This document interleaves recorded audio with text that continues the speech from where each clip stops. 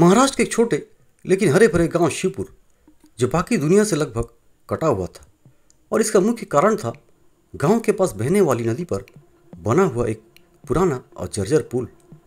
इस पुल को गांव के लोग खतरनाक पुल बुलाते थे। गांव के लोगों ने कई बार सरकार से इस पुल को ठीक कराने की गुहार लगाई, लेकिन कोई सुनवाई नहीं हुई। इसी बीच गांव में एक के बाद एक चौंकाने वाली घटनाएं होने लगी। पिछले कुछ हफ्तों में 2 लोग पुल पार करने की कोशिश में लापता हो गए थे और उनके शव भी नहीं मिले। गांव में डर का माहौल था। लोग कहने लगे थे कि पुल के नीचे कोई बुरी आत्मा रहती है जो लोगों को अपनी ओर खींच लेती है। जब यह खबर मुंबई तक पहुंची तो एसीपी प्रद्युमन ने इस मामले को गंभीरता से लिया।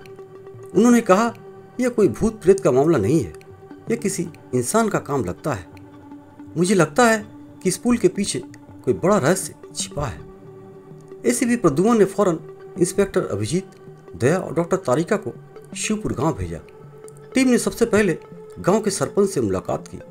सरपंच ने बताया कि गांव के लोग बेहद डरे हुए हैं और कोई भी पुल के पास जाने की हिम्मत नहीं करता है। अगले दिन इंस्पेक्टर अभिजीत और दया ने पुल का मुआयना करना शुरू किया। पुल की हालत बहुत खराब थी और उसके कुछ हिस्से टूटकर नदी में गिरे हुए थे।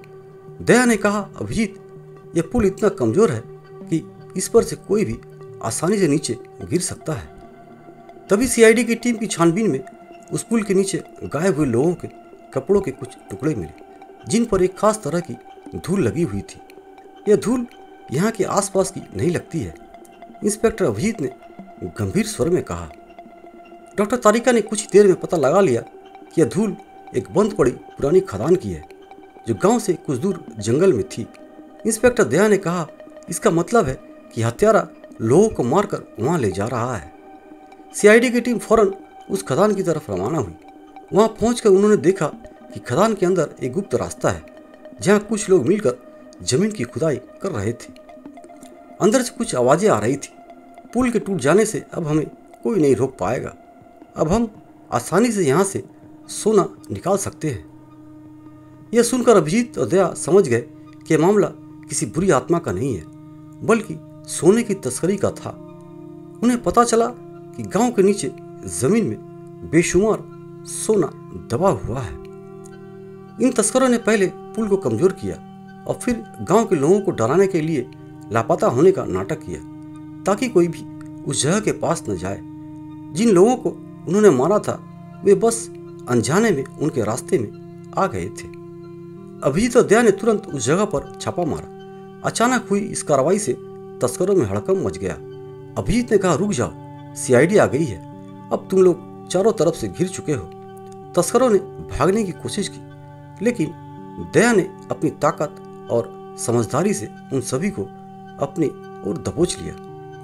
तस्करों को गिरफ्तार करने के बाद सीआईडी की टीम ने गांव के सरपंच को पूरी सच्चाई बताई। गांव वालों ने सीआईडी की टीम का शुक्रिया अदा किया। शिवपुर गांव की परेशानी दूर हो गई थी। अब सरकार ने भी गांव के लिए एक नया और मजबूत पुल बनाने का वादा किया। गांव के लोग अब बिना किसी डर से अपनी जिंदगी जी सकते थे, क्योंकि सीआईडी की टीम ने उनकी जिंदगी में एक नई सुबह ला दी थी। दोस्तों, बहुत बहुत धन्यवाद आप सभी का मेरा यह वीडियो देखने के लिए।